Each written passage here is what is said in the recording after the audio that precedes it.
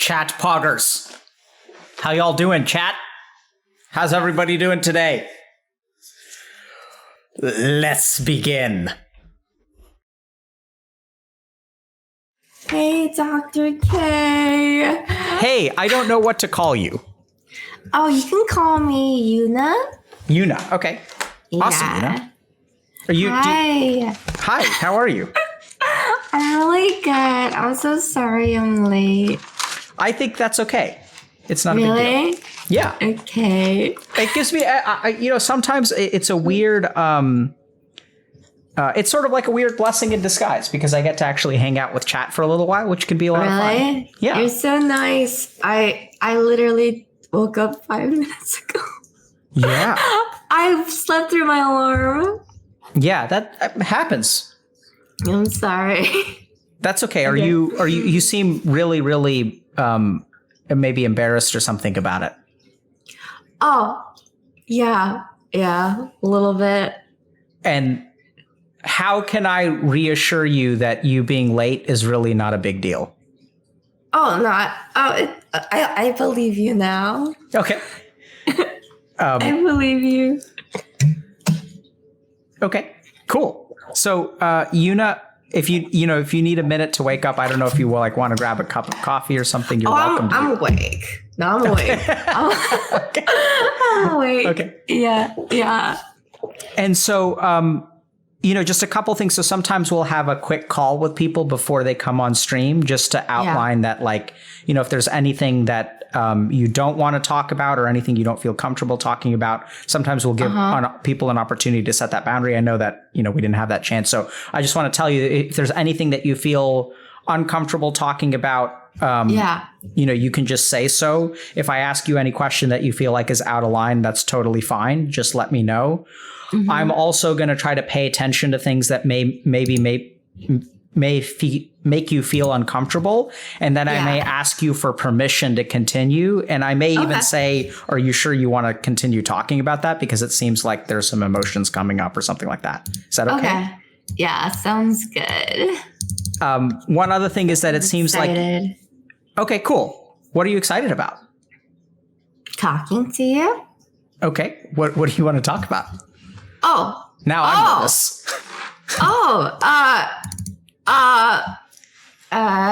My issues. Okay, that's a scary word. I have a lot of issues. Okay, what are your issues? So many issues. Okay.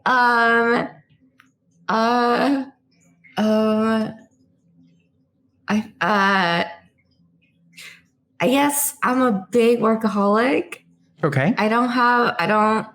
I feel anxiety whenever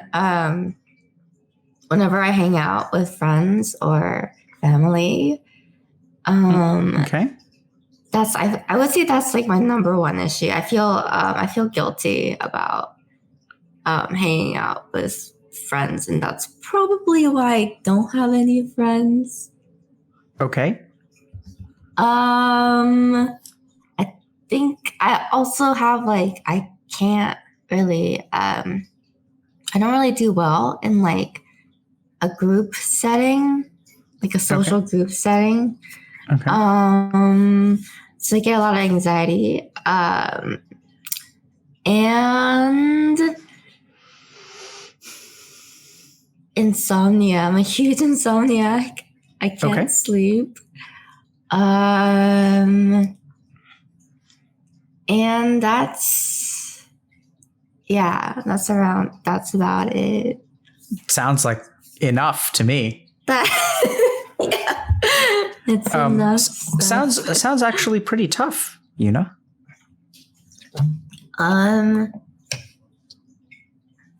It's okay. It's all right. I deal with it. I've been dealing with it for a while. How long have you been dealing with it? Since college. Okay. High school, college. And can you tell me a little bit about what high school was like for you? High school wasn't too bad.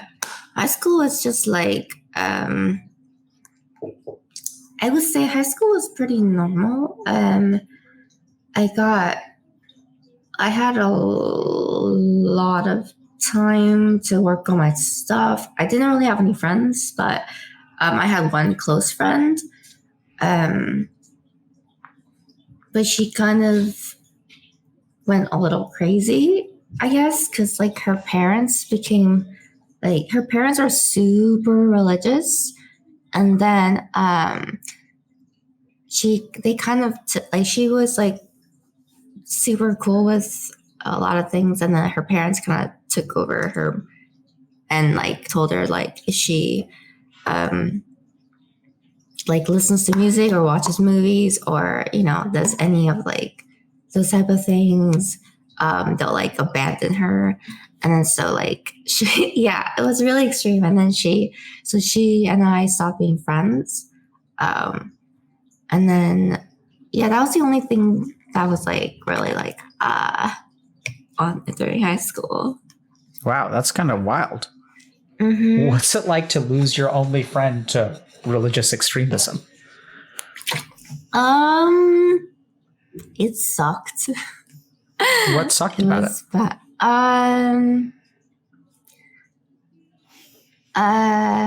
Well,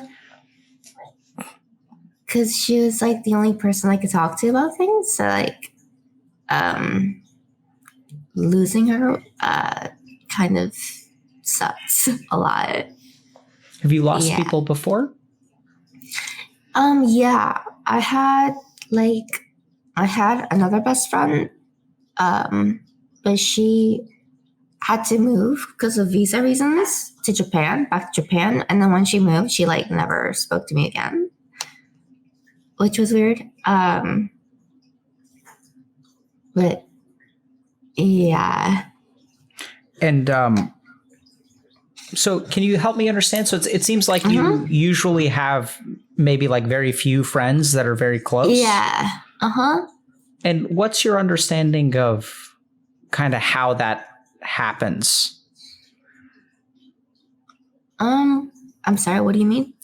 So when I think about high school, like I was not very popular by any means, but I had, a little gang. And I think that, most people in high school have sort of a gang or a clique, and they certainly may have particular friends that they're very close to, but I'm not really hearing that you really have a social circle, like even in high school. No, I never had one. Do you have a sense, like, did you have like a social circle like when you were younger than high school, like middle school? No, my childhood was really bad. Like, what do you mean by that? So when I was in elementary school, so I was born unlucky, kind of, in Korea. So when you're born close to the lunar year in Korea, your age is like +2. It's weird. And so then the kids get an option to go to school early. So my parents decided that they wanted to like further my education faster. So they put, because life is a race. So they put me to school early. Back then, Korea had like capital punishment. So like I couldn't keep up with class because kids, if you're like back when you're a kid, like 1 or 2 years of difference makes like a big difference, right? So I couldn't keep up with like homework. I couldn't keep up with like answers in class. I was like the smallest out of all the kids. And so like whenever we would get something wrong like multiple times, like the teachers would like bring us up and hit us with like a wooden stick in front of like all the kids. But because like I couldn't keep up, like 99% of the time, I was always like shown and hit. No. Okay. Wait. So this is like first grade too. Hold on. So you know how I said that there are going to be some things that may come up? Because we haven't talked this about. is fine. This is fine. Yeah. Because I talked about this like in stream before, so this is fine. What are you feeling right now? That I'm sensitive. What does that mean? Because I'm like tearing up a bit. Is being sensitive a bad thing? No, it's just annoying. What's annoying about it? Because I start crying. And what's annoying about that? Because it's, I don't know. I guess there's nothing wrong with it. There's nothing wrong with what? Crying. Then why do you feel annoyed? What does that word mean, annoyed? Because I'm an easy crier. So like when I talk about emotional stuff, I tend to like cry. I understand that you do that. I see that you do that. What I'm curious about is your reaction to the crying. Oh yeah. It's like it's not necessary. Why isn't it necessary? Because it's okay to cry. It's because it's okay to show your emotions. Yeah. So maybe I'm misunderstanding you here, but what I'm sort of noticing is that you cry. And then when I ask you about crying, you say it's annoying. Oh yeah. So the annoying. And then when you say it's okay to cry, like I'm a little bit confused because it seems like there's a part of you that feels sensitive or annoying or like maybe you're weak or something like that and you shouldn't cry. And there's a part of you that no, it's totally fine to cry. That's kind of what I'm getting from you. I'm getting kind of mixed signals. Is that accurate? Yeah, for sure. Yeah. Okay. So I know this is going to sound weird, but I think what we're going to try to teach you is that you're okay. Okay. And the weird thing about that is that part of teaching you that you're okay doesn't mean just accepting yourself for crying. It also means accepting yourself for being annoyed at crying. Oh, okay. Does that make sense, or is that kind of weird? Yeah. So like it's weird, but if you feel judgment towards yourself, like, oh, I'm stupid, I shouldn't cry, I'm too sensitive. I want you to voice those feelings too, so we can learn how to sit with those as well. Okay. Because I think in a weird way, what you're doing is you're doing to yourself what your teachers used to do to you. Yeah. You say yeah as if that makes sense. Can you explain that to us? So like you're basically saying like punishing myself by making myself feel like it's not okay to cry or exactly. Is that what you think you may do sometimes? Yeah. A lot. I think so too. I think maybe being a workaholic has something to do with that too. What do you think? Yeah, probably. Okay. Yeah. All right. So we can kind of go back to the story, but like, first of all, that's like, that sounds shocking and very difficult to go through as a child. Yeah. Cause, what would happen is like, how kids learn from adults. Yes. So like, when the teachers would like, hit me, like the other kids, like during playtime or whatever, would just kind of gather up and hit me too. And so like, it kind of, so that was like my elementary school experience. And then like, and then my dad got a job in the US and I was taken away from like my parents didn't know about any of this because I never told them. And what's your understanding of why you never told them?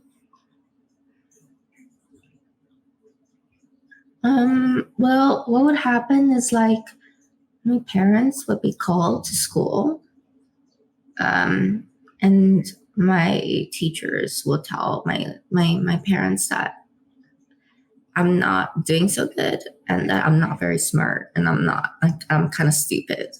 So like my parents decided to like put me through like arts, like direction of art, because they thought I was like too dumb to get a real job. Yeah. Yeah.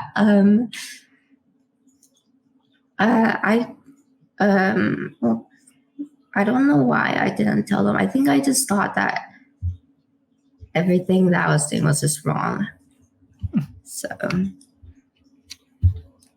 like at that time. Do you ever feel that way now, that sometimes your mind just kind of feels like everything you're doing is wrong? In some ways, yeah. In some ways, yeah. Okay. So let's just put a quick pin in that. We can maybe come back to that thought or that feeling later. Yeah. And so what happened when you moved to the US? It was really nice because like I was really shocked that like you can make mistakes and like teachers don't hate you. And, like other kids don't bully you, and like that was not allowed. And it was really nice. But you know, I had trouble making friends because of the language barrier, and Sure. but that's when I became friends like with my Japanese friend, and because she was also she also came to the US, and we kind of like learned and hung out together. And then how old were you when you moved to the US? 8.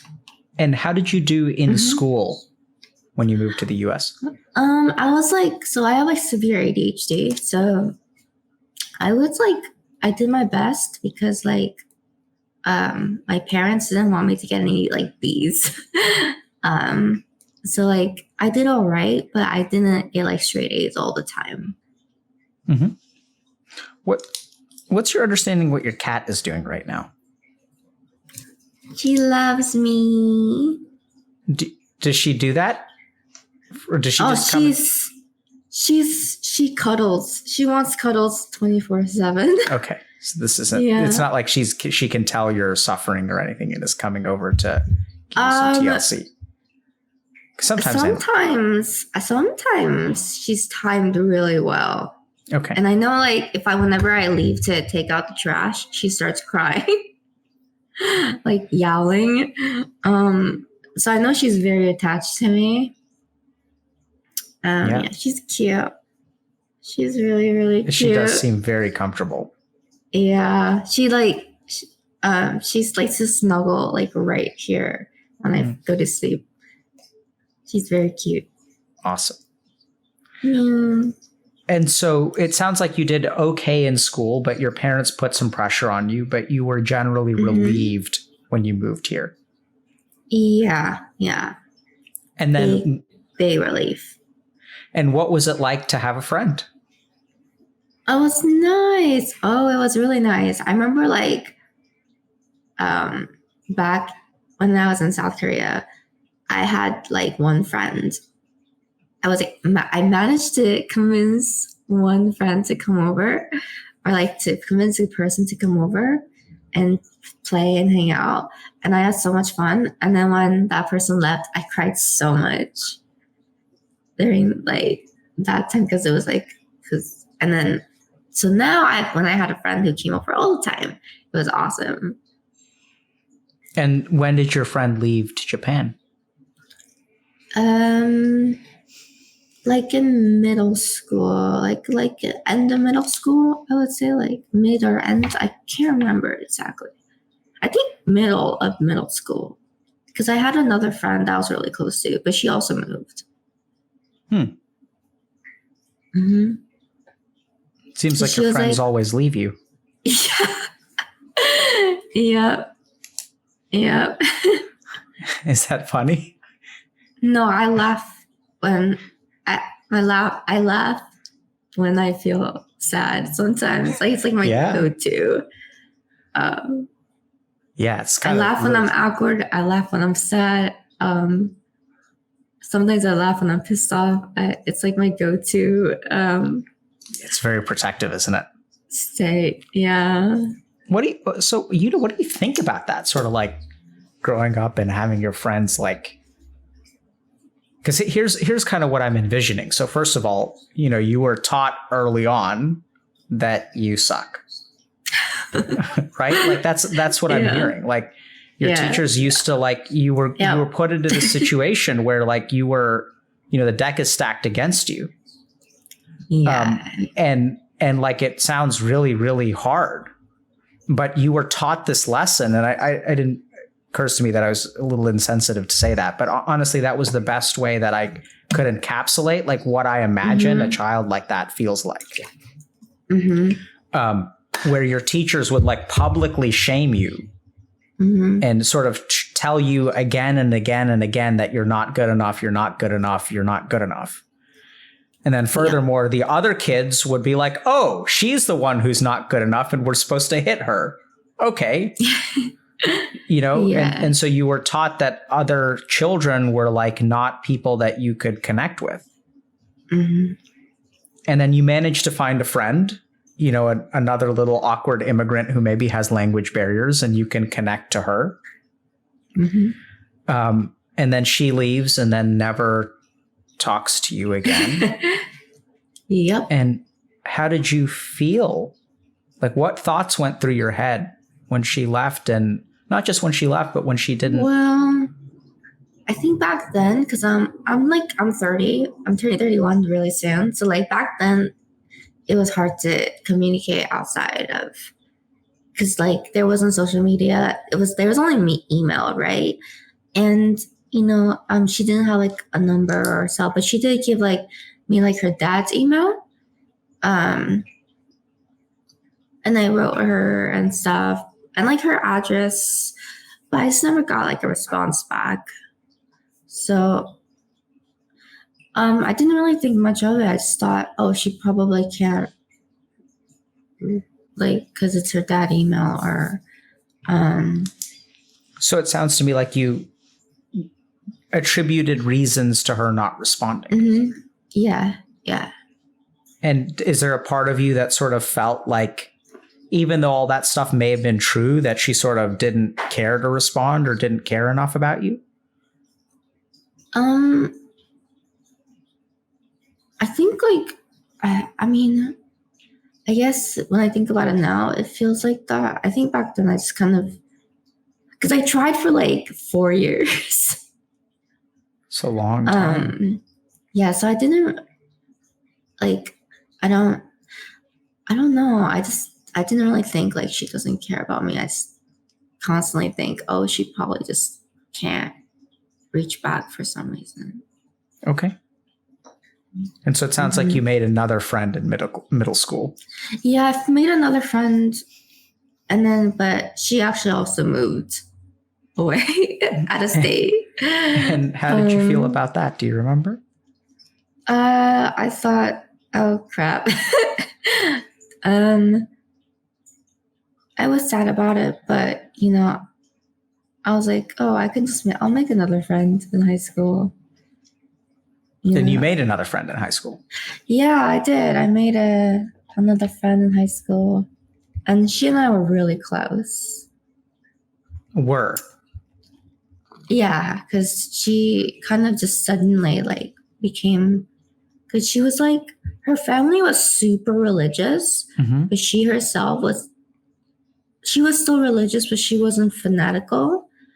And then like she would hang out with me all the time. We would go watch movies. We would play games. We would listen to music.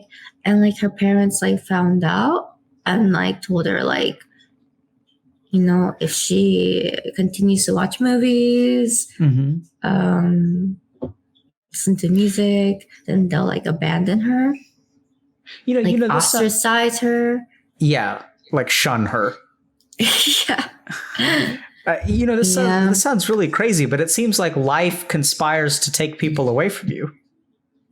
Yeah. Oh, but I don't feel. Yeah. I sometimes feel like that. That's weird. Are you just unlucky, or what's going on? Like, how do we understand that? Is it just a feeling? Like, how do you make sense? I have no idea. It just happens. Yeah. Do you feel lonely? Yeah. But I mean, I have one really close friend now. So like, I feel less lonely now because I feel like when I have one, like all I need is like one close friend. Sure. And so now I feel like less lonely, I would say. Let me think about how to say this. I can see that you can survive with just one close friend. Yeah. And at the same time, I think it's really sad when people can grow accustomed to being okay with the bare minimum of what they really deserve in life. It's actually one of the saddest things to me. Really? Is when people get used to it. Yeah. Oh. What do you think about that? So I should make more friends. Do you want more friends? I do have friends. Like I have but I have like one close friend, and then I have like friends that I can hit up sometimes now because I made a lot of streamer friends. But I also feel bad because I don't have a lot of time to hang out with a lot of them because I'm too busy working. Sure. Yeah. Can I think for a second? Yeah.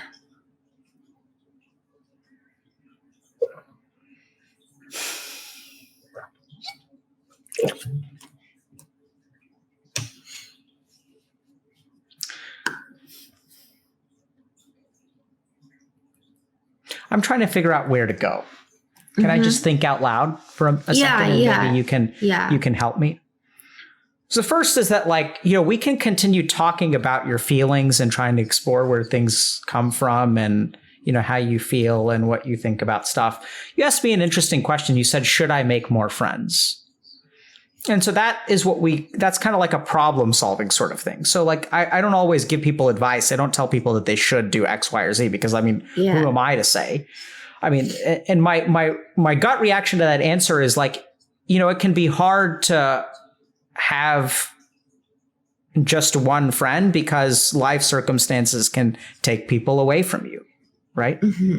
Yeah. And so there's a part of me that sort of says you should diversify so that if someone has something going on, then you're not stuck friendless for a while and forming one connection. Yeah. But, that's just sort of, it's an intellectual answer. I don't know that you should make friends. I think it's that's a question for you to decide.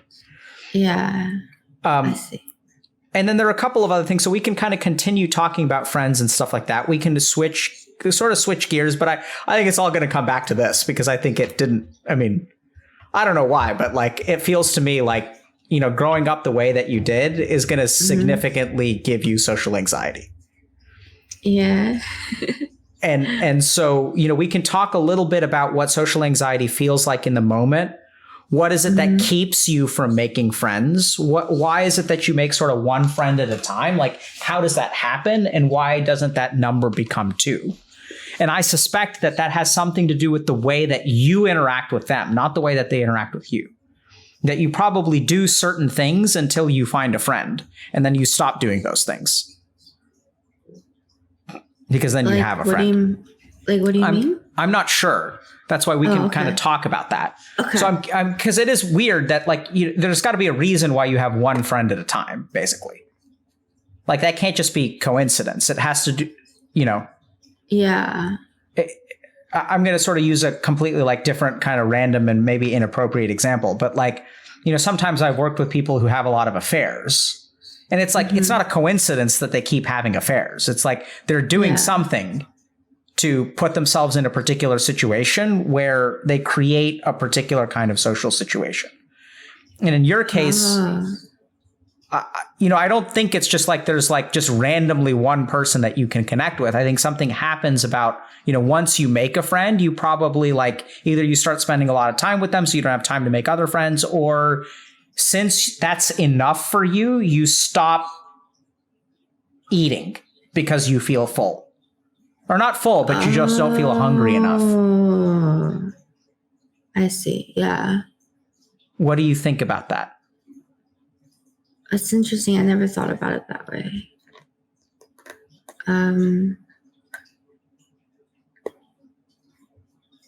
I think like for me, what happens is like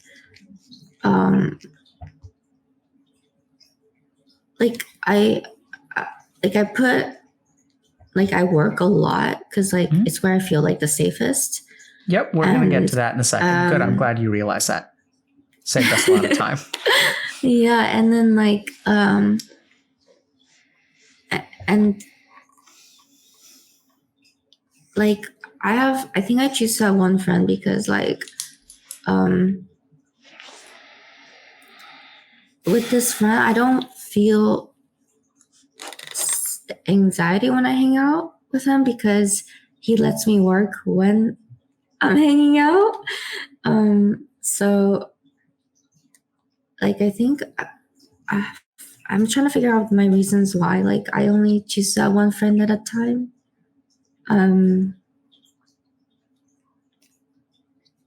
I think I don't know, because I connect really well when I have like one close friend, because I do have like other friends I can hit up.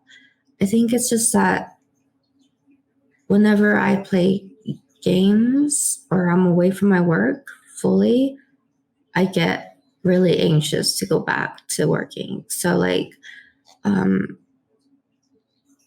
I guess like my close friend understands that. So like when we hang out, I'm still working and he's totally cool with it. I also find myself being really curious, Yuna, and this is definitely a boundary that we don't have to talk about, but I'm really curious about your romantic relationships and if you've had them. And that some people aren't comfortable talking about that. So I think it could be informative. And our goal here is to help you understand yourself. And at the same time, I can imagine that you, of all people, would be quite private. So I want to steer clear of that if you don't want to talk about it. Yeah, I can talk about.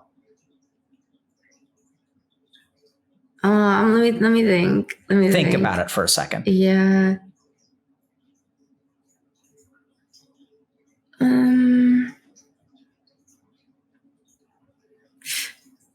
Yeah, I guess I don't know if I want to get into. Makes perfect sense. I think we have a lot of stuff, a lot of other things that we can talk about that'll be very productive. Yeah. So let's talk about the anxiety of being a workaholic. Like, help me understand what you mean by anxiety when you're not working. When I'm not working and I'm like doing something else, like playing games or socializing, I am like, I feel like I have this like, I don't know why. I know it's not right, but I feel like I'm wasting time because I'm like, oh, but I have to do this. If I can get this done or like, and then, but I don't actually actively think this. I just feel it. What do you feel? Like impatience, like you're pointing to your stomach. Yeah, like I don't know how to explain it. It's like when you take a lot of caffeine. It's like I don't know how to explain it. It's I feel anxious. Do you remember what you? This is going to be kind of a weird shot in the dark, but do you remember what? Did you know when you were growing up in Korea that you were going to get called on and that you were going to get the answer wrong? Did you see it coming? Oh, yeah. Do you remember how you felt when you saw it coming? Scared. Is that the way that you feel now when you feel anxious? Yeah, I would say. Yeah. How similar is the feeling on a scale of 1 to 10? 10 being exactly the same, 1 being completely it's different. Similar. I would say it's similar. It's not exactly the same because back then it was scarier. Yeah. So I think what I'm hearing is that the quality of the feeling is the same. The intensity of the feeling is lower. Yeah. And the more you work, the more the feeling goes away.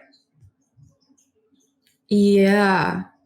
I just feel safer when I'm working. Yep. And so I know this sounds kind of weird, but like this is going to be a real stretch, okay? So if it doesn't make sense, totally my fault. But I think the reason you're a workaholic is because that's the way that your body has learned how to avoid going up in front of the classroom and getting smacked with a stick.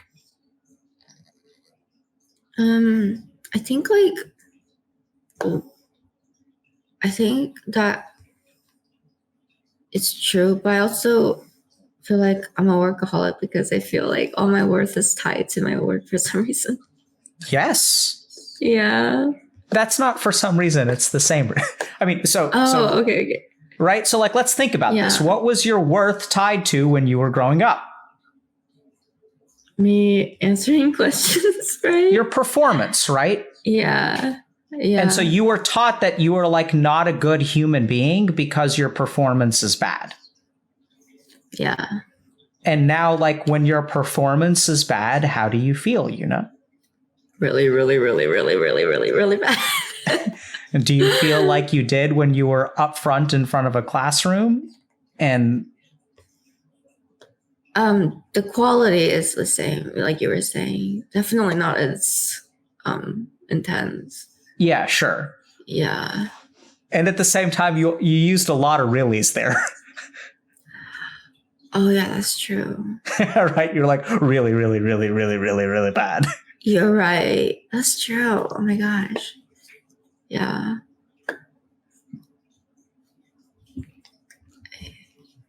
What do you think about that? I just never realized. It's just like so many connections are being made. I didn't realize it before. What do I think about it? You could just sit for a second and process, but yeah, or you can say something, whatever you want to do.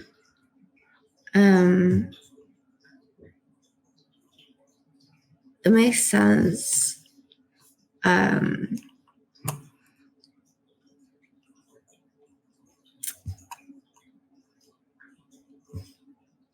I would say it makes sense, and I guess it's not necessary for me to feel that way.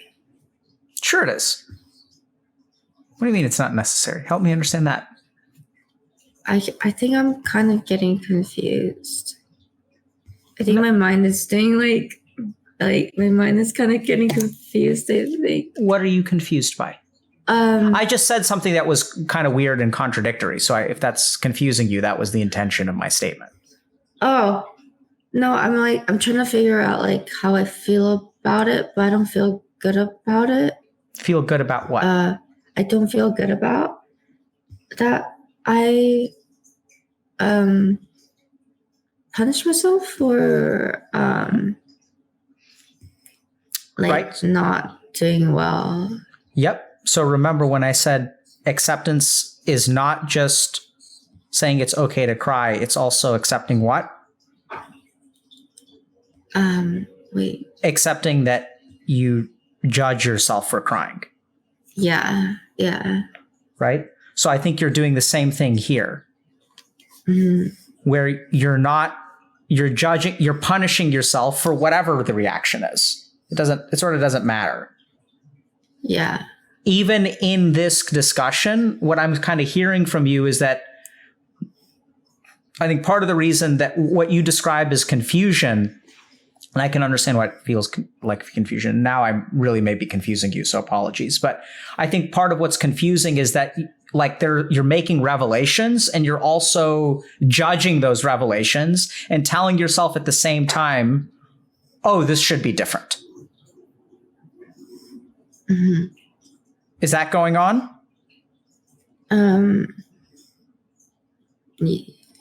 Yeah, I would say so. And what are you saying about yourself that should be different? Tell us what should be different about you. Well, I feel like I should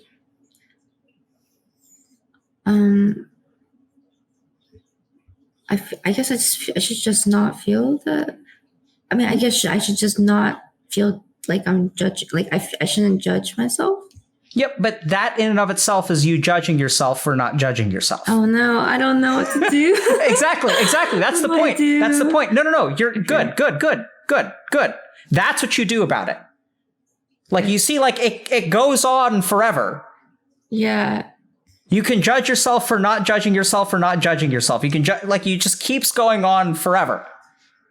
Yeah. And so that's why I'm pointing it out to you, because as long as you judge yourself, like as long as there's any kind of judgment towards yourself, it's never going to work. It's actually the same thing that has put on a mask. But it's the same lack of acceptance and judgment towards yourself for not being good enough. And you see how quickly it moves? It's like, oh, you should be more accepting of yourself. How dare you be less accepting of yourself, Yuna? That's a judgment. Yeah. Right? And so this is what happens is there's a part of your mind that when you feel kind of insecure or anxious is going to tell you, Yuna, you need to do better. Yeah. And even in this conversation, it's telling you like, oh, Yuna, like you need to be less confusing. You need to be able to listen and understand what he's saying. Like you're going to be judging yourself constantly, whereas you're doing great. I can guarantee you if there's any communication problem in this conversation, it's totally on me, because I can be really hard to talk to. What do you think about that? Oh my God, I just dropped. No, you're awesome. I think you're really easy to talk to. I think you're right. I shouldn't judge. You're doing it again. Oh my God. Okay, wait. I don't know what to do. I know, it's really confusing. It's really confusing, right? So this way, like, I know it sounds weird, but at the very beginning I said, it's okay to judge yourself. So, wait. Because if you say it's okay to judge yourself, you're not judging yourself for judging yourself. You're accepting yourself. Okay. I see. See, it's weird. Yeah. And it feels really foreign to you. Like you don't know how to do that. You don't know how to accept yourself. I don't know. That's really weird. How do you do that? It's really confusing and it's hard. Trust me. Yeah. Right? Because as a kid, you were taught how to judge yourself. You were judged by your teachers. We haven't really touched on parents, so we'll probably steer clear of that but you're probably judged by your parents because all of our parents judge us. You know, you should do art because you're not smart enough, etc. And I mean, they wanted to do the best that they could for you, and so their heart was in the right place. But sometimes, that can still leave psychological imprints. And so I know it sounds really, really weird to accept yourself. And I know it's going to be really, really confusing for you, but I think it's going to be like really, really transformative when you learn how to do it. Because then suddenly you don't have to be a workaholic. The only friends that... Oh, I like being a workaholic. Yes, you do. So let's talk about that. It feels nice. What feels nice about being... I love working. What do you love about working? It's fun. Okay. It's fun. It's like, but my work is like my hobby as well. Mm-hmm. So, I love doing it, and I get really proud when I get proud of the stuff that I create. At the same time, I have a really severe imposter syndrome. Mm-hmm. So I'm proud of it, but at the same time, I can't be. It's weird. Yep. It's like, because in my head, I'm like, oh, it's not a big deal because, if I can do it, like, why is it that special? Because I did it, so it must not be that special. Because if I can do it, anybody can do it. So I guess, yeah, I struggle with that a lot. I struggle with a lot of like being proud of the things. Like I am proud. Like I tell myself that to be proud of it and to be happy with it. But like I struggle with that a lot because I don't actually feel it. Yep. What do you feel? I don't feel anything. Like I actually when I make something and I create something and I know it's good, like in my head, I know it's good. Because, I get told that it's good, but like I myself, I tell it to myself, but I don't feel like, oh, this is awesome. Oh, what I created was awesome. I tell it to myself. I don't feel it. I don't know how to explain it. Do you feel like it's bad, or you just don't feel anything? Yeah, I feel like it's bad because I'm like, I shouldn't be so prideful because, like, you know, at the end of the day, I mean, I don't know. I keep putting myself down, honestly, like when I think about it, because I always say, like, oh, I shouldn't be that proud because, like, my code sucks. There's so many different ways to make this better. Like, you know, it's so messy. You know, there's so many people that's way better than I am with coding. And so, like, why should I shouldn't feel proud of it because at the end of the day, it kind of sucks. So I need to do better. I need to fix it. I'm not doing enough. All of this stuff. Yeah. Right. Head. So here's what I'm hearing is that it's not good enough. Yeah. Right. Because Yuna isn't someone who is good enough. Yeah. So even though, so this is the tricky thing is that there's like 8-year-old Yuna or 6-year-old Yuna or 4-year-old Yuna or whenever you started school. And then there's almost 31-year-old Yuna. Mm-hmm. And almost 31-year-old Yuna knows that what she puts out is good. But inside, there's like 6-year-old Yuna who, like, every time she does her best, what happens to her? She gets like knocked. You know what's funny? I have ADHD, but I want to tell you a funny story. Please.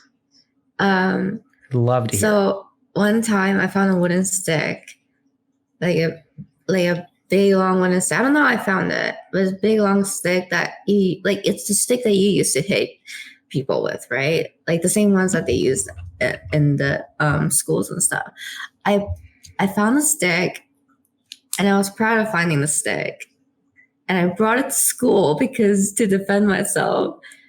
And then instead, my teacher took the stick and used that stick to punish me for like the rest of, that was like her favorite stick. So yeah, it feels like I don't know why I segued into that story. I just, when you told me like, how do I feel about me getting hit? Like, discuss to yourself, like me getting hit, like I just, that one was like the most shocking, like. Yeah, I think that your mind is not ADHD there. I think that is forming a really important connection. That is actually exactly what we're talking about. Because I want to tell you, I'm going to interpret that story for you in a way that, I mean, sometimes it just blows my mind. So what that story tells me is when Yuna tries to do something good in life, what happens? When she tries to take control, it gets turned around. Like, right? So like every time you tell yourself, I'm doing a good job now. This is good. I should be proud of this. Inside is the girl who's like, we tried to take control. We tried to move forward. We tried to get better, and we got beat. Yeah. Like, it's like that's the most important story you've shared, because it's the story that taught you that you can't change your life. Yeah. It's one thing to have your life against you. It's another thing to try to change it and be like beat with that stick for the rest of elementary school. Yep. So like when you tell yourself that like, hey, I'm a good person now. I make content that's good. I should be proud of this code. That's you picking up the stick again. Mm-hmm. And then there's a part of you that's like, we've been down that road before. It does not end well. Yeah. Who are you to pick up that stick? You better just leave it on the ground. Yeah. Sorry. I mean, I'm not going to, sorry.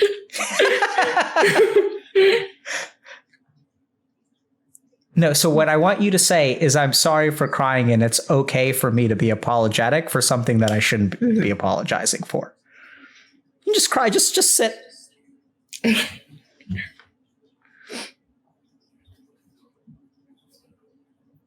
want a tissue or something? Yeah, I'm gonna get one. Sorry.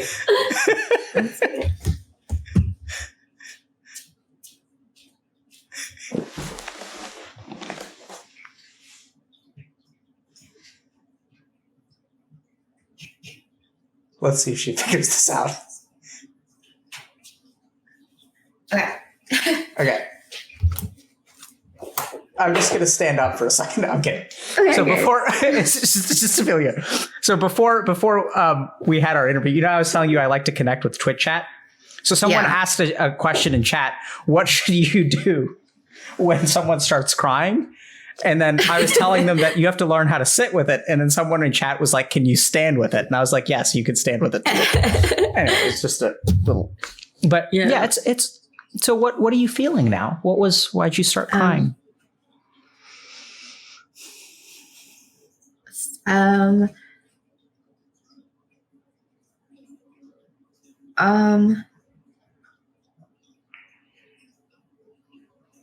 felt sad, and then I felt embarrassed, and then I felt, when I said sorry, I felt bad about that, and then I felt so I need to say sorry again, and then I felt bad about that. Yeah, it's like it's a whole cycle. Yeah, and what are you feeling now?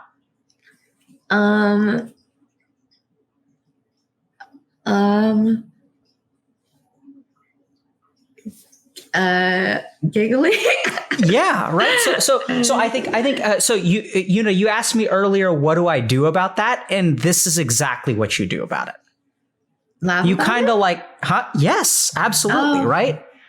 So like you sort of like recognize the absurdity of it, Mm-hmm. and then all you can do is sort of laugh. Mm-hmm. You don't fight against it. You don't try to change. You're just like, oh, look at how crazy that is. That's ridiculous.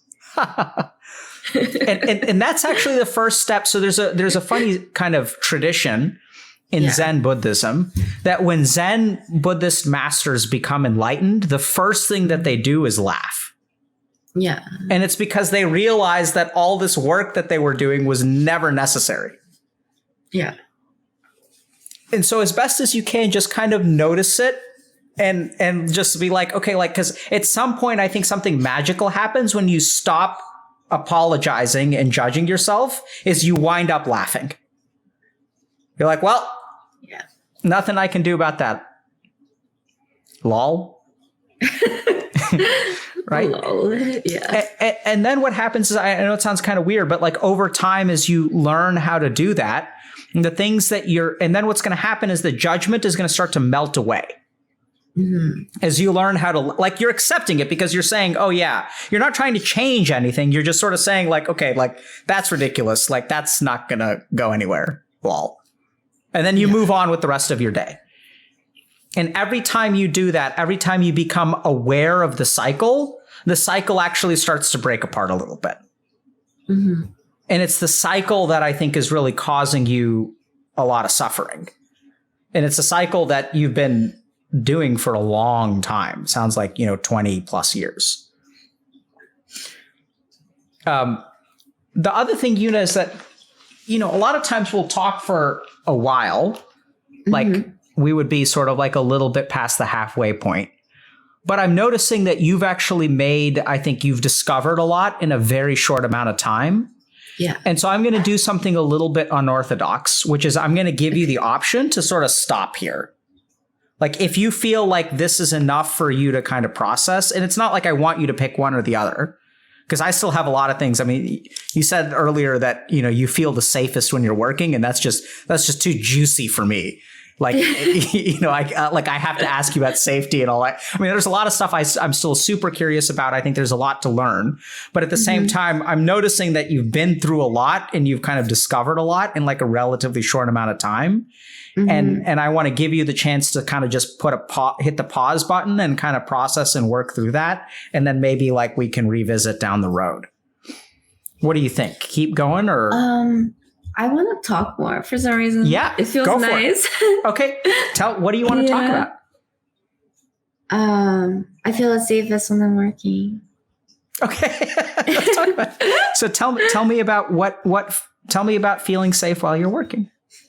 I think it's just, I think I feel safe when I'm working because I feel like I'm progressing. Every time I work, it's like, oh, I'm progressing and I'm doing, it's helping in some way. And then every time I'm not working, I'm like, I feel like all my stuff that I worked on, like it's like falling apart because I'm not working.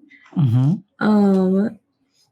And I always like, I'm like, oh, because I spent these 2 hours hanging out with my friends, now I'm less ahead than I would have been if I spent those 2 hours working. Mm-hmm. And I know it's wrong, and so I correct myself in my brain, but I have like Why is it wrong?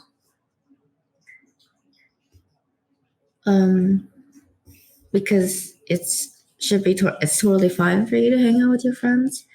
Is it though? Oh, it's not? I don't know. I mean, I'm you're confused. saying that. No, I'm genuinely trying to understand what you think. Like, because I mean, every time you hang out with your friends, you're falling behind. I thought, like, you could be working. Yeah, it's like logically, I know, like, it's totally okay to hang out with your friends, but like my negative spiral my negative thoughts always like kind of like go in, and then I always feel like that weird feeling in my stomach, and then like once I'm back working, once I'm back progressing, then I feel like better. And I have this issue like with not just friends but with family too, where like I feel bad about spending time with family. Like I want to. Like I always have this desire when I'm working. Oh, I want to spend time with my family. I want to spend time with my family. And then when it gets to the spending time with my family, I start feeling like all of that again. And then I'm no longer like there paying attention, and I'm just like, I need to work. And it's like, it's really weird because like in my mind, I'm like, oh no, I shouldn't feel this way. It's not right. But like I can't help feeling it. Mm-hmm. And then when I get rid of that, it sounds really like you're kind of stuck. Like if you work, then you're kind of missing out on your family. But even if you try to spend time with your family, your mind automatically goes to work and doesn't even let you enjoy time with your family. Yeah, that's the same type of thing I feel with friends as well. Like, you mentioned guilty earlier when you were hanging out with friends. Is that what you mean by guilty? Guilty. Guilt is like when you feel like when you did something wrong, right? And then you feel bad about it. Mm-hmm. I think so. That's the feeling. How do you feel when you hang out with your friends? Anxiety, wanting to go back to work.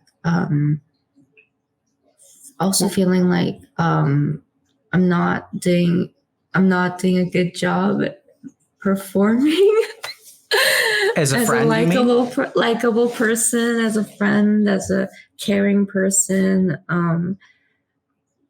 Yeah, I judge myself a lot. I'm noticing. Yeah, you do. Yeah. Why do you think that is?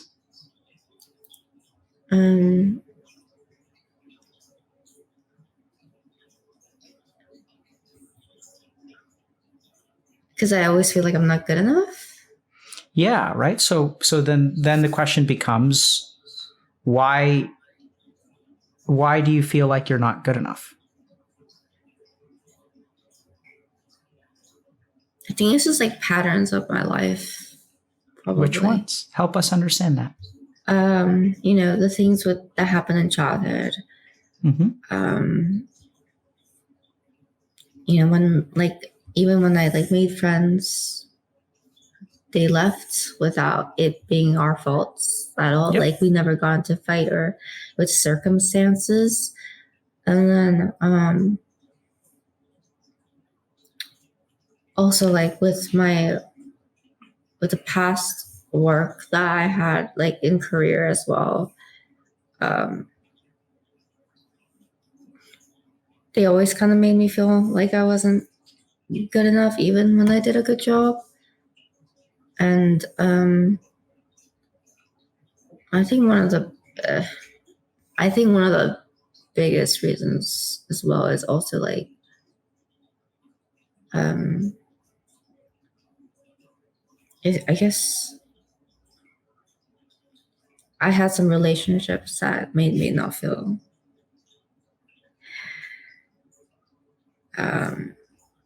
good enough to. Sure. Since I was like, I did have a relationship where I was cheated on, and that was like not cool, I guess. Sure. I can imagine that. I know you'd expressed a boundary there, so I'm going to just try to infer a little bit. Yeah. Just because you shared something. Can I just workplace? Yeah. No, go for it. Sorry. Workplace stuff as well. Whenever I outperformed, I was like, in my opinion, man, I don't know if I should go into this either because I think I would just go very simply. Like whenever I outperformed at work, whenever you picked up the stick, there was never. I don't know. Like it was. I don't know if I should go into like how I was treated in my last job. I want you to think in my last few jobs. We're going to pause for a second. So, one of the really important things about these conversations is that they're supposed to be on balance for your benefit.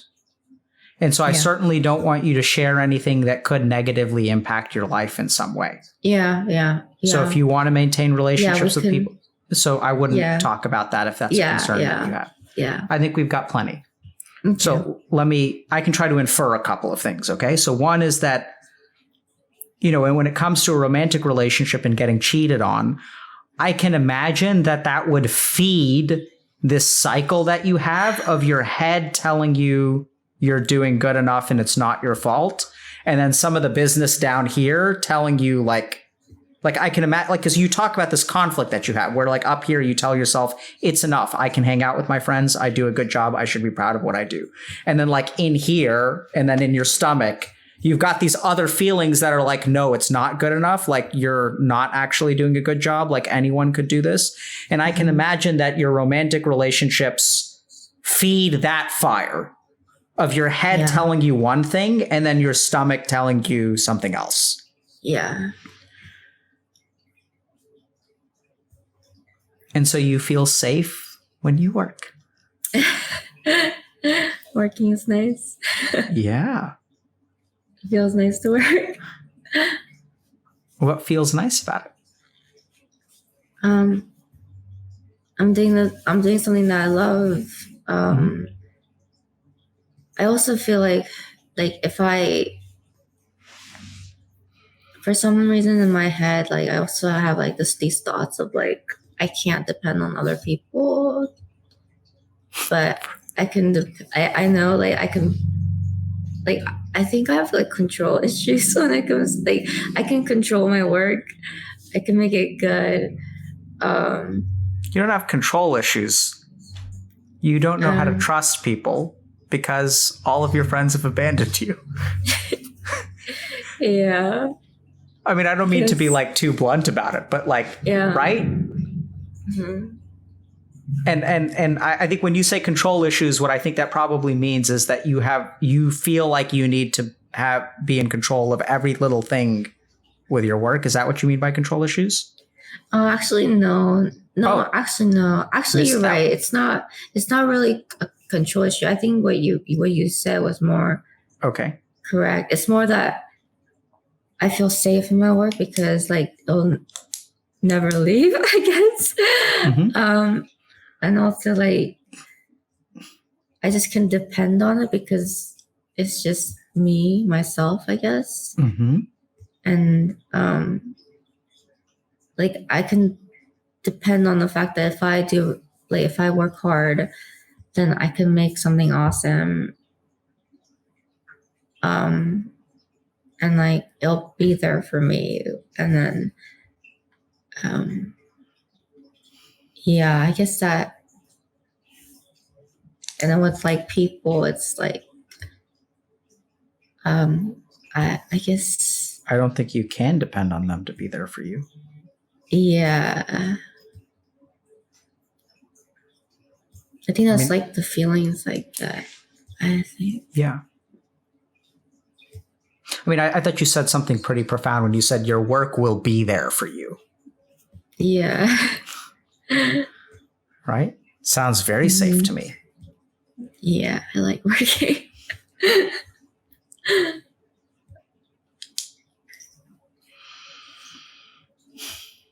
Okay, so let me ask you a quick question. So, you said earlier that it feels good to talk. So I don't know if I should ask you more questions or share like maybe a little bit of a hypothesis or try to explain to you what I'm hearing. What do you think would be better? Oh, I would love to hear your thoughts. Okay.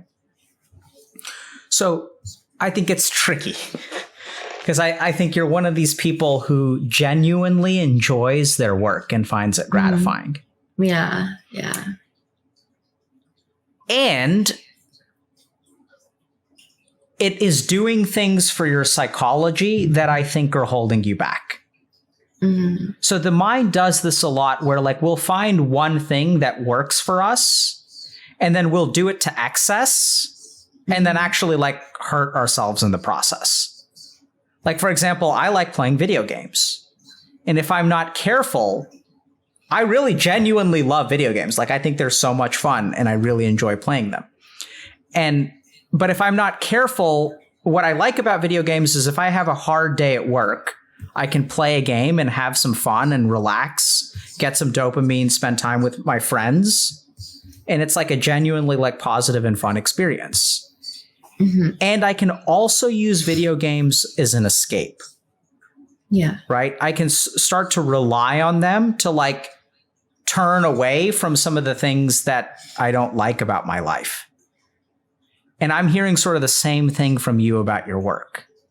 Mm-hmm. That there's a lot of genuine pride. There's a lot of genuine fun. That a lot of times when you work, it doesn't even feel like work. Yeah. Which is awesome. And you're lucky and you're grateful and all that good stuff. And at the same time, work is a safe place that allows you to not face certain things because those things are painful. What do you think? Yeah, I agree. So what's painful outside of work? What feels unsafe outside of work? Like, you mean like my feelings? Sure. I guess what is it's like, I would say the feelings I feel and the negative thoughts that I get.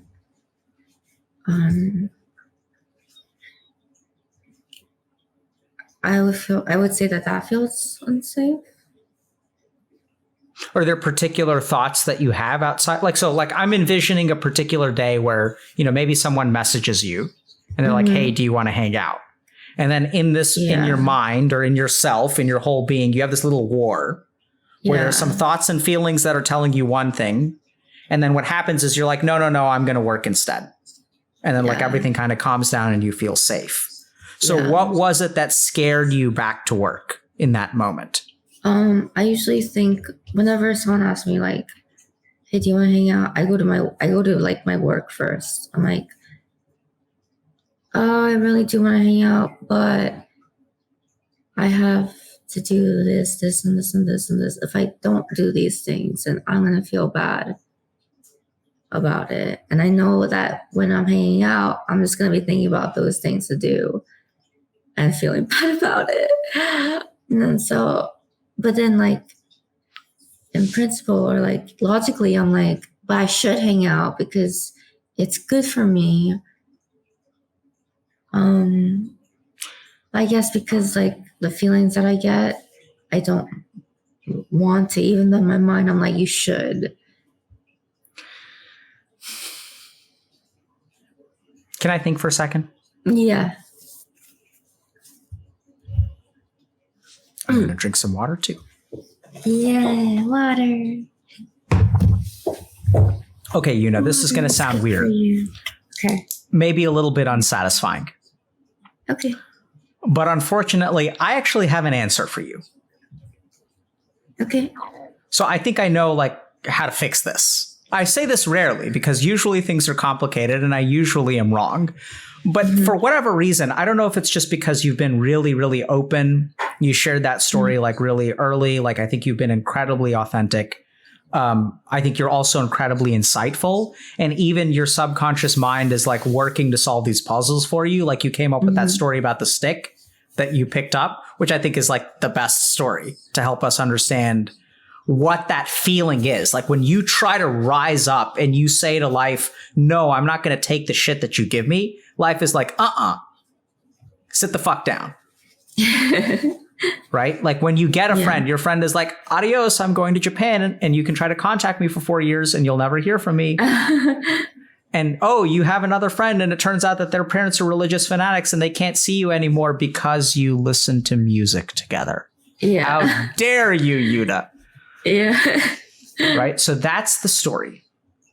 And so it makes sense. It makes perfect sense to me that you have the feelings that you have, that you carry around this idea that you're not good enough, that work feels safe because you can rely on it because it's a computer and not a human being that's going to abandon you. Right? Yeah. And so like, I get that it feels safe. And I get that like there's a logical part of you because, and we're going to try a couple of interesting meditation exercises in a second. Okay. But I think basically what I see is that you have these negative feelings and you're being controlled by them. And by controlled by them, I don't mean that like you're crippled with depression. What I mean is that you'll do anything to avoid those negative feelings. And you try to push them down through logic. You try to convince yourself. You tell yourself, oh, I should go hang out with these people. And when you go hang out with those people, then those feelings come up. And then like you can't even benefit from hanging out with people. And so if you go hang out with people, the feelings are going to come up, right? Yeah. So the only way you can get rid of the feelings is to workaholic. Yeah. And there are going to be other things that I think also get rid of the feelings, which oddly enough is going to be like really judgmental towards yourself. I think they actually make the feelings go down, which I know sounds weird. What do you think about that? That's interesting. I would like to know. So when you beat yourself up, what happens to the feeling in your stomach? When I beat myself up? I'm not sure. What do you mean? I know it sounds weird. We'll explore that down the road. But anyway, let's not worry about that for now. Oh, okay. So the main thing, though, is that when you work, it calms down the feeling, right? Yeah. There's so many things that you do to calm down those feelings. And those are the things that make it hard for you to live life. Does that make sense?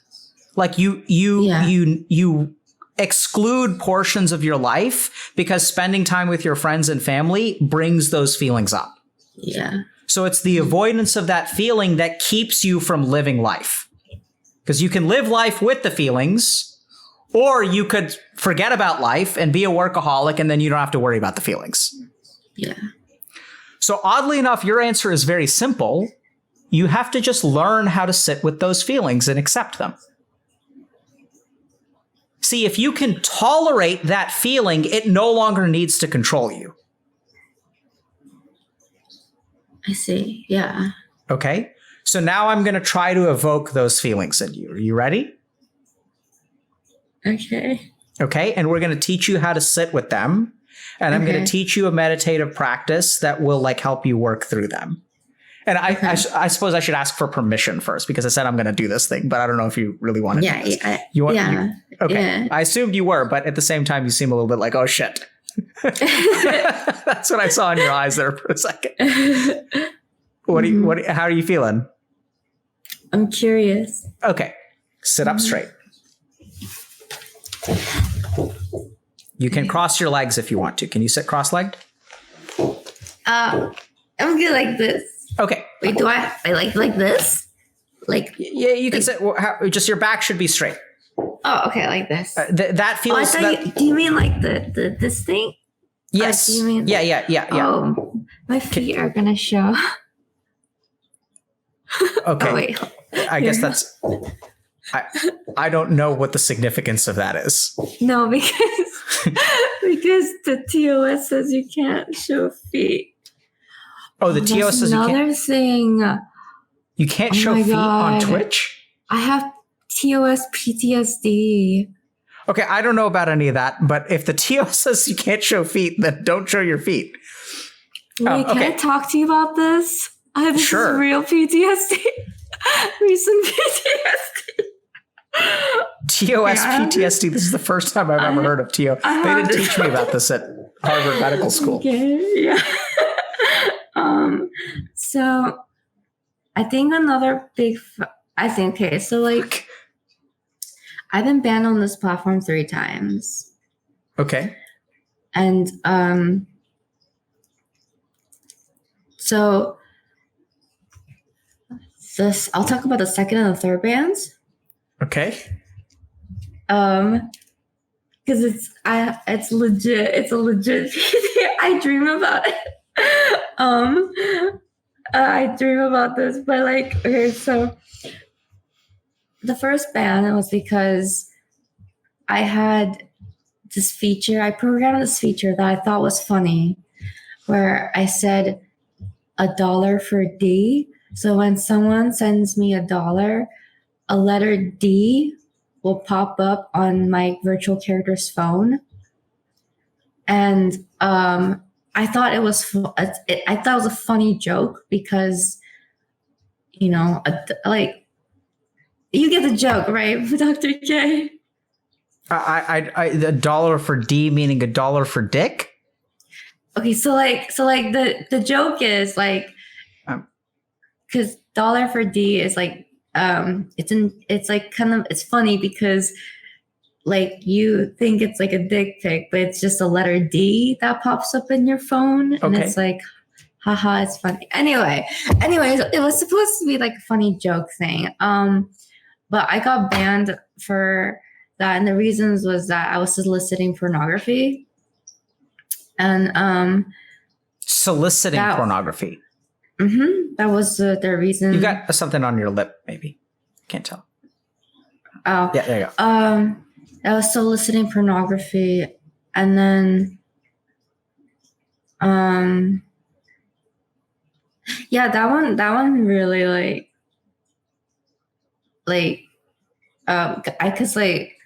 that one I think really like messed with my brain because I don't know. I don't think I was soliciting pornography with the joke. I thought I was soliciting a joke. But I think like in my mind it just so my third ban, I'll talk about my third ban. My third ban was because so I do this interview type podcast. I bring up the streamer in my world and we talk about things. And one of the topics that we wanted to get into and talk about was sexual harassment towards female streamers. And she told me she collects emails and messages and she has it in the folder and she shares it on her stream. And I asked her if we can show it on my stream, and she was totally okay with it because we were on the topic and I wanted to talk about female sexual harassment because I think it's an important topic. So she sent me one screenshot. I pull it up. I read it. We discuss it. She sent me another one. I pull it up. I read it. We discuss it. Unfortunately, that second screenshot had the person's first and last name and email on it. Mm. And that's what got me banned. And like I couldn't figure out what it was, because when I got banned, like I couldn't figure out why I got banned when I got banned, because in my mind, like I didn't do anything wrong. But then when I was told what happened, I was like, oh, that makes sense, because like when I was showing the screenshot, I never thought, oh, this is like a real person and I'm doxing a real person. Sure. You know, in my mind, I think it's a hate mail. It's not, it's obviously using like a username alias. Like that's kind of the thoughts I have in my head. Right. And, but I guess I think like that whole experience of getting banned 3 times, when I myself didn't see myself as a toxic streamer, like, but it feels like because I got banned 3 times, like I must be a toxic streamer. Like I must be not wanted on the platform. And I think it kind of just reiterates like my pattern, I guess, of like I try really, really hard on something and you get punished for it. And I get punished for it. And like I have PTSD from it, because I dream about it. Because like the last dream I had, it's kind of funny. The last dream I had, I wanted to get pizza and I had a pizza flyer, and I showed my chat the pizza flyer, unbeknownst that the owner's first and last name and number was on the pizza flyer. And then I showed it to chat and I got banned for it. And I was so upset in my dream. So you know, I'm gonna have to be honest with you. So first of all, you know, just so people are aware. Okay, so I don't even know what to do with this, but let me give this a shot. Okay. First is I've never heard of TOS PTSD before, but sure as hell sounds like a thing. You know, it's interesting because when we look at the features of PTSD, hypervigilance and nightmares are actually 2 parts of it. Like they're 2 parts of the diagnostic criteria. So I think, you know, we toss around the word PTSD a lot, or the phrase. I think, you know, I haven't sort of said this yet, but it's so bizarre that you're talking about TOS PTSD. But if, you know, you may actually, I don't know if you see a mental health professional, but like, depending on what's going on here, like you may actually want to get evaluated, because in the event that you actually have, because I mean, you seem to be saying I really have PTSD over this. And I know it sounds kind of absurd, but that, you know, just the little parts that you've mentioned, you know, do make me think that it warrants getting an actual evaluation. I've never heard of something like this before. But you know, there are treatments if you have real PTSD. Yeah. And if you like think about it a lot and it's kind of intrusive in the nature of its thoughts, if you have nightmares about it and things like that, like, I know it sounds so bizarre. It's so silly. I know it sounds so silly. But yeah. Go ahead. Sorry. No. It's just, I feel like it's so silly because like the pizza flyer story. Like if I talk about it, it's funny. Like it is a funny story. Like why would you dream about that? But like, so it kind of also makes me feel, it just makes me feel really silly and. Yeah, so you know, I want you to stupid. I want you to really hear what I'm saying, because you feel silly and stupid, and this is the first time during the conversation where I'm telling you that this could be a real thing that warrants actual mental health treatment. Okay. Right, so I'm telling you, like, I know it sounds bizarre. I mean, it sounds bizarre even to me. But the whole, so one of the actually interesting hallmarks of my clinical experience of working with PTSD is that frequently people think that things are silly or stupid to the outside world, but it affects them in a really profound way. Yeah. Right. And the most simple example I can think of is like people in abusive relationships. where they're like, oh, it's like, I know this is silly and stupid. I feel so dumb, but my partner hits me every time, I don't make the food right. I'm so stupid. It's so silly. And that's like actually what they'll say. And so I know it sounds bizarre, but this is the kind of thing where, first of all, I'm a little bit deer in the headlights because I don't quite know. I have to think about that for a little bit. I feel like it's a whole other can of worms. I do see what you're saying in terms of like, there's a common theme here about you trying to assert yourself in some way, and you kind of get punished for it. Yeah. At the same time, it does make sense to me that you got banned if you accidentally, sure, it's an accident. And this is also where like we have to be a little bit careful because you have this complex within you that sort of thinks that you're not good enough. And this is just, and it can take advantage, or it can use this TOS kind of stuff is like fuel for its, like energy for beating you up and judging yourself. And at the same time, I think that part of understanding the appropriateness of the ban is in recognizing that the reason that you're not banned, or the reason you were banned is not because you're a toxic streamer, or, I mean, arguably that could be viewed as toxic. It sounds to me like it was a genuine mistake that Twitch appropriately sort of says, this is not acceptable behavior and you need to be super, super careful about this. Yeah. So this is also where, from a behavioral standpoint, I kind of think about, especially temporary bans, and I don't really know because I don't talk to Twitch, and maybe I'll feel differently, inevitably. I guess it's not one day I'm going to get up and I'm going to walk out. I mean, I'm not wearing socks or shoes right now. I wear flip-flops. And so if I leave the room, I guess my feet are going to be visible. No, that's fine. That's okay. It's unless they interpret it as being sexual, but like most people won't.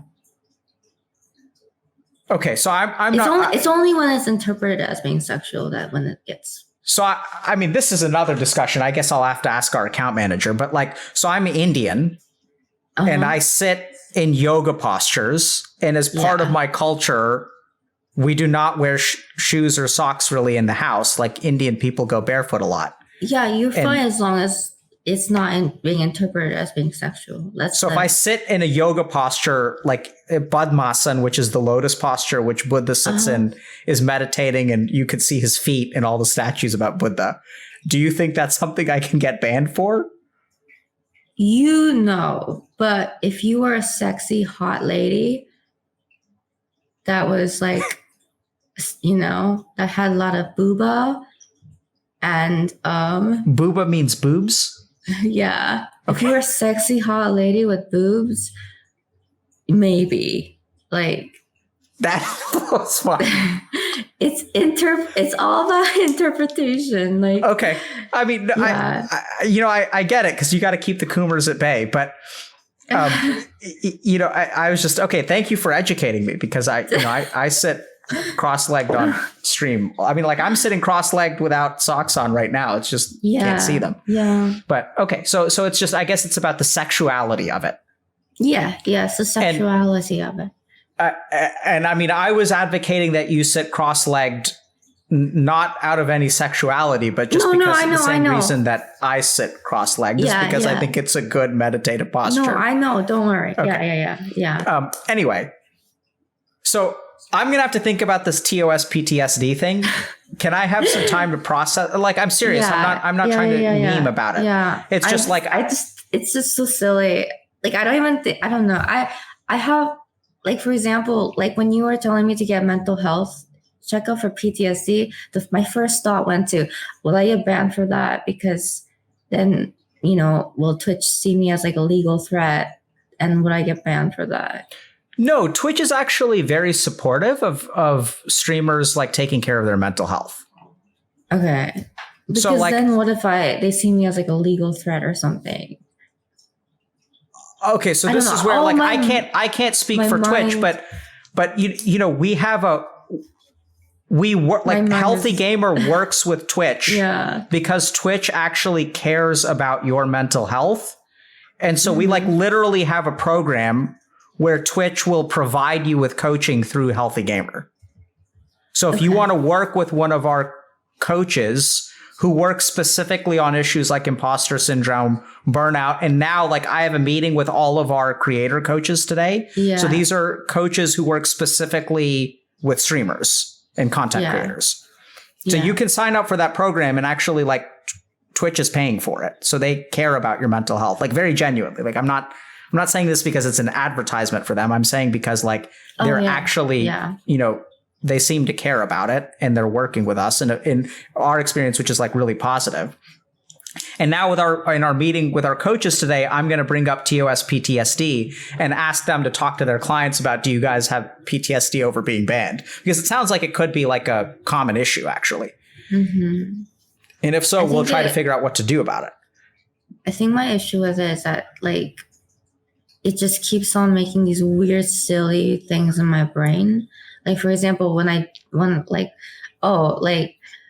can I get banned now because if I seek mental health, like, stuff for it, does that make me, like, illegal? Like, you know how those connections are kind of silly, but, like, I make them. Yeah, so I think it's a reasonable connection, though. So when it comes to getting mental health treatment, this is what I would advocate, is that, like, you know, that's a private thing. Mm-hmm. So, like, like, when I say that, you know, there are particular bounds even around this conversation that, like, there are a lot of things that if I was actually your therapist, I think would be really important to discuss.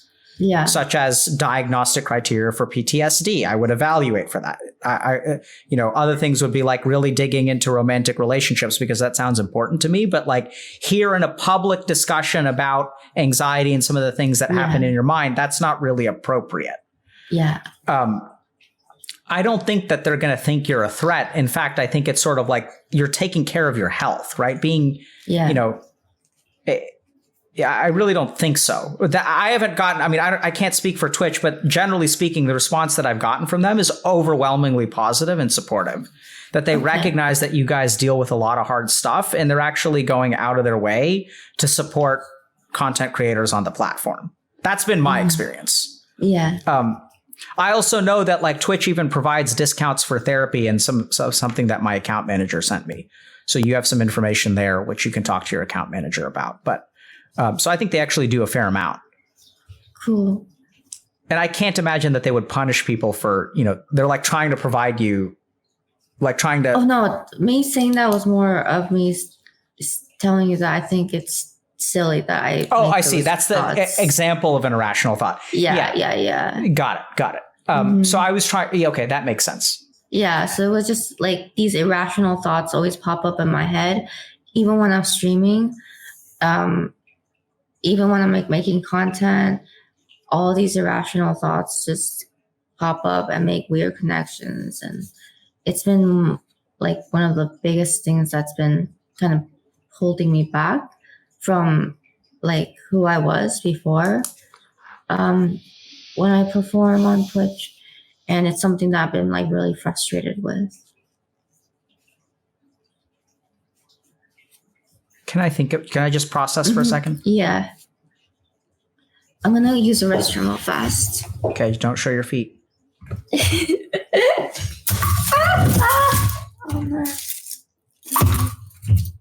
For dried flowers. Okay.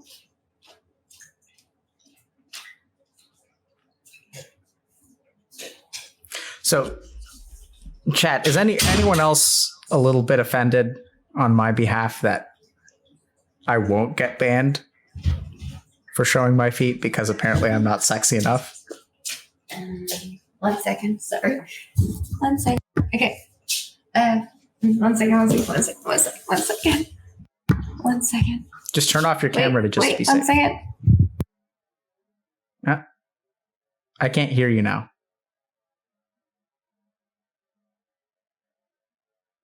Apparently I'm not sexy enough, chat.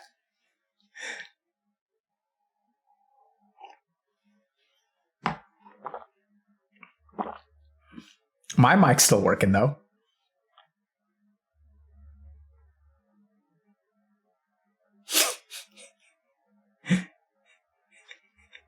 No, I mean, it's weird, right? I guess Coomers will coom to anything.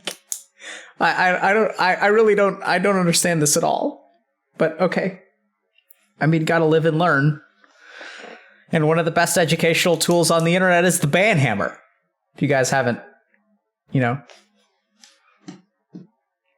I still don't entirely understand what a Coomer is, by the way.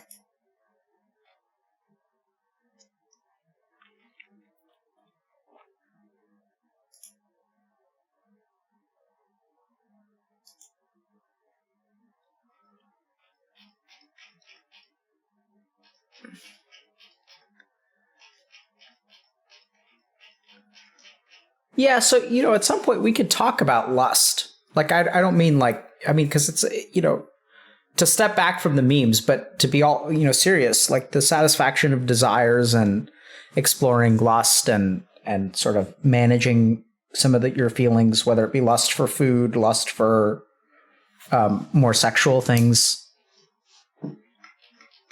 Important topics. Very important.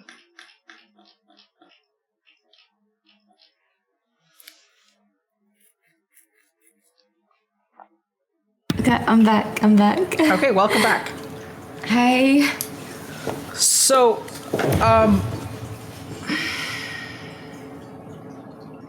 I'm gonna have to think about some of the stuff more, Yeah. I think there's something really important that you just said about who you were before and the thoughts that you have that keep you from being yourself. Mm-hmm. Like, it's almost like it sounds like they're very intrusive and kind of disruptive and dominating in terms of like affecting you. It's not just a thought that comes and goes. It's like you're trying to live your life, and then this thought comes in and it kind of really disrupts your joy and your tranquility.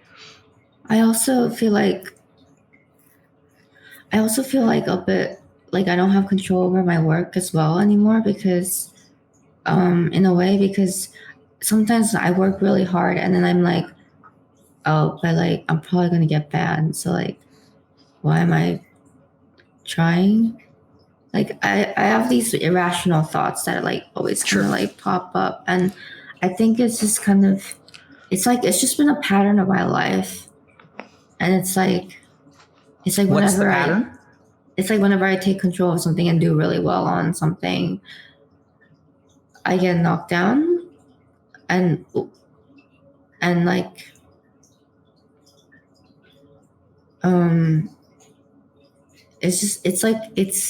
I recognize like that was like completely my mistake, even if it was an accident. But I just, for some reason, I always get myself into these situations, even if it's an accident, even if I don't mean to do it. That always just kind of like happens. Yeah. So, I think this is really a different topic because I know this sounds kind of weird, but so I think that there are some weird principles from spirituality about getting yourself into situations and then also learning how to not get into those situations. Yeah.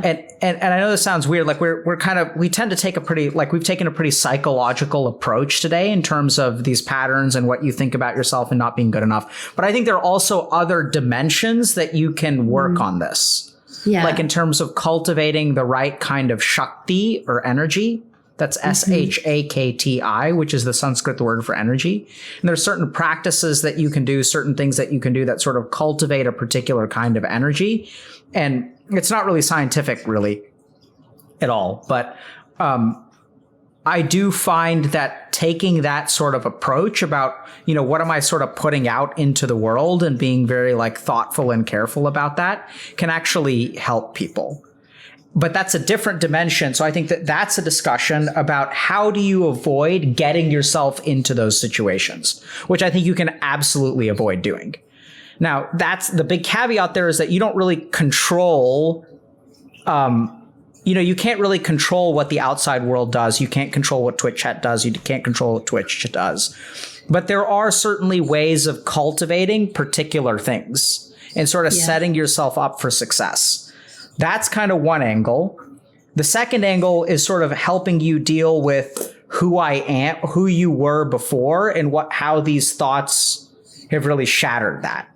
How can we help you find a place of like peace and tranquility where you've learned from your mistakes. You're going to be careful about not making them again. And also, like, those mistakes haven't shattered who you used to be.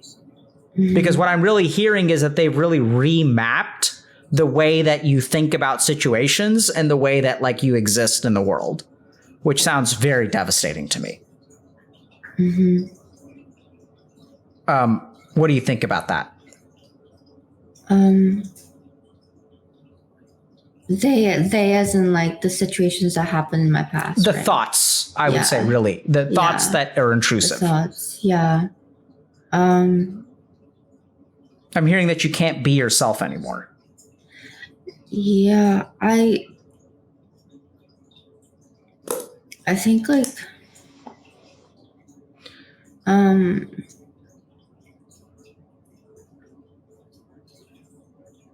I think it's just that I get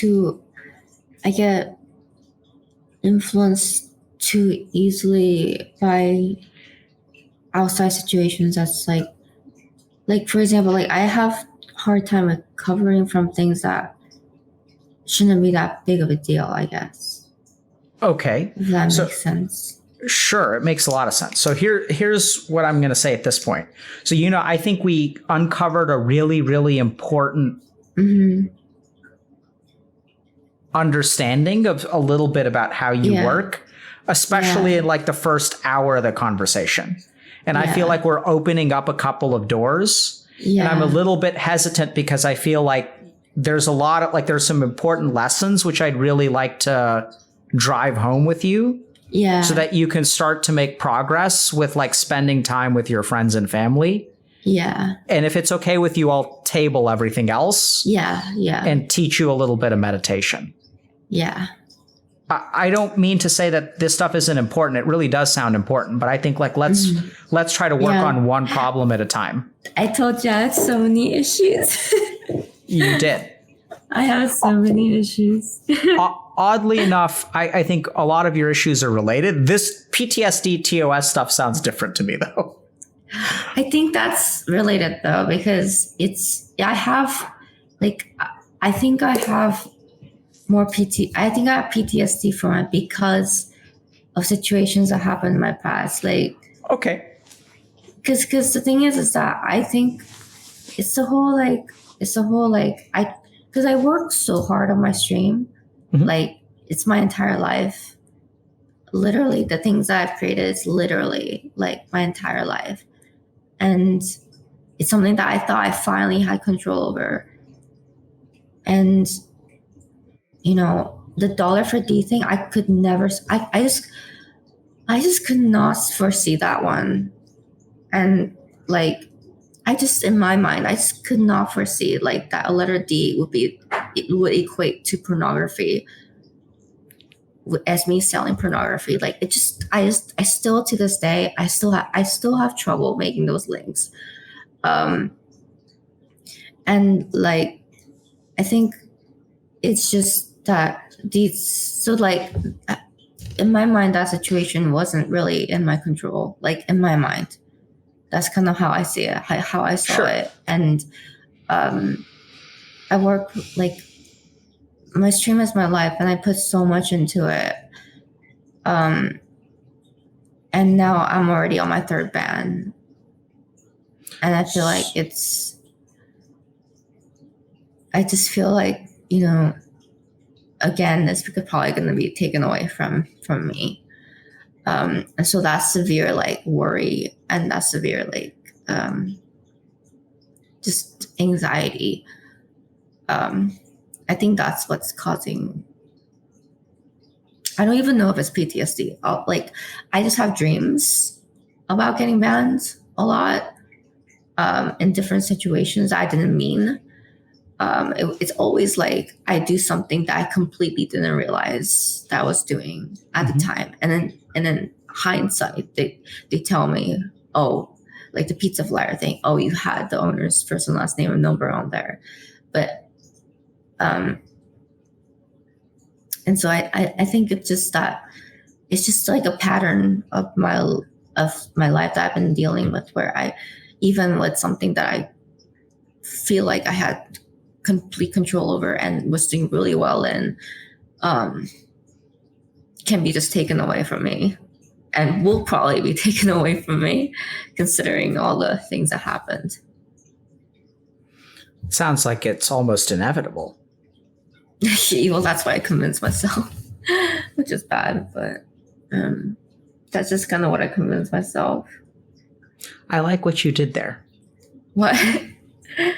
So you said, that's what I convinced myself of, and it's bad. Yeah. Yeah. You didn't say, I shouldn't do it. Mm-hmm. Did you notice that? I don't know if you were thinking it, but just right there, you sort of just stated what you felt without judging yourself for feeling it. Yeah.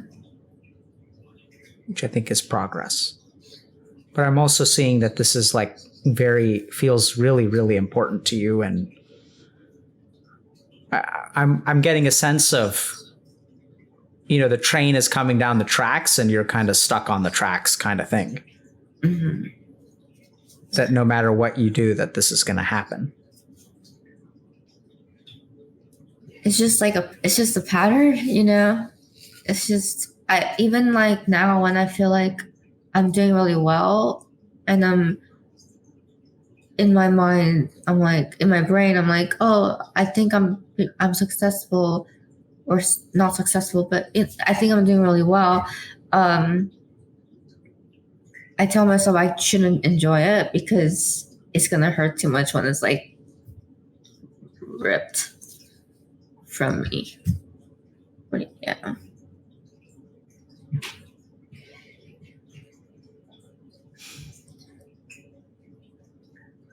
It's hard to live life where your two choices are to try to protect yourself and forego living, or to enjoy yourself and be punished for it. Yeah. It sounds really tough,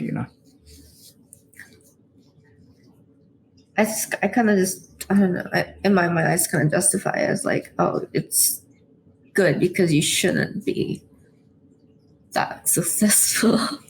I don't know. My brain works in a weird way. My brain is a weird place.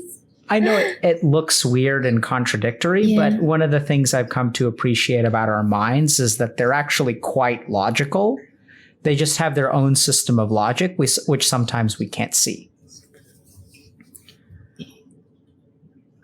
So I'm going to ask you in the last few minutes that we have, do you want to continue talking or would you rather learn meditation?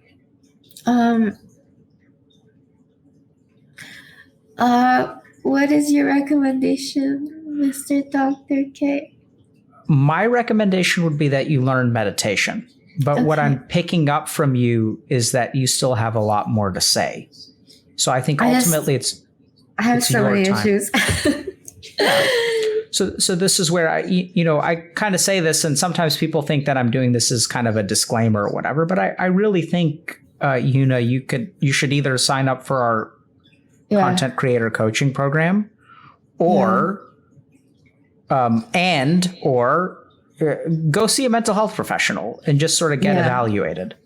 And they may be able to help you with social anxiety or PTSD or things like that. And I say this as a psychiatrist, like I think it would be very appropriate for someone like you to come into my office and say, hey, here's what I'm concerned about. And I think it's very reasonable and an appropriate thing to explore about whether this is, really PTSD or not. Yeah. And in terms of meditation, I think that meditation is good because I'd like to teach you a practice to learn how to sit with yourself and especially sit with those negative emotions so that you don't have to work on them. But I'm sort of feeling like now it's kind of artificial. But the meditation. But anyway, it's okay. But so if you really want to learn, I'm happy to teach you. Wait, why is it artificial? I felt like it was a lot more appropriate before we opened this other thing up, and it feels a little bit distant to me from the current topic of conversation. That's all.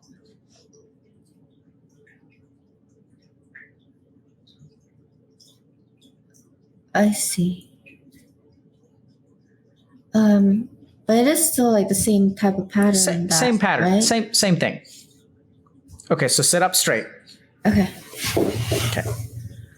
So what do you close your eyes for a second? Okay. Okay. And what do you feel in your body? Hunger. Okay. I just realized I'm hungry. Okay. Yeah. Okay, sorry. Yeah. Okay. Really hungry. Okay. So okay, then we're gonna not do this, okay? Okay. So okay, this sorry. is no, there's nothing to apologize for. I actually didn't eat breakfast, and now I'm just like I sit up straight, and then I'm like, oh wait, I'm really hungry. Yeah, so I want this to be a really, really important lesson that I want people to take away. So meditation is wonderful. It's great. All that good stuff. I'm a big fan of it. There's science that suggests it helps with PTSD. It helps with anxiety. And also sometimes it's not the right time to meditate. Yeah. And if you get really, really sleepy when you meditate, if you're really, really hungry, rather than, I know it's kind of ironic because what I was about to try to teach you how to do is to, sit with some of the feelings that you've got instead of giving into them. Oddly enough, I think you should just go and eat something. and like honestly, like just do what your body and your mind sometimes tells you. Like you have to learn how to resist some of it, and some of it you just gotta eat something. Because you woke up. This has been intense. You've been at this for 2 hours. You've been crying off and on, exploring a lot of stuff. It's very energy intensive. So I'd say just go eat. Okay, I'm sorry. Okay. No, it's fine. I feel like I ruined this interview. Let me be very careful with my language. I had an expectation and a hope, which you have thrown a wrench in. And one of the most... Wait, is that bad? Yes. Oh. But there's a big but.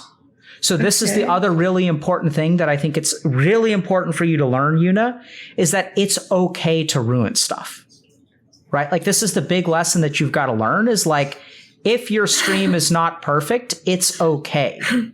If you say something and you're with your family, like if you go and hang out with your family and you feel like you're distracted by stream and work and stuff like that, that's okay.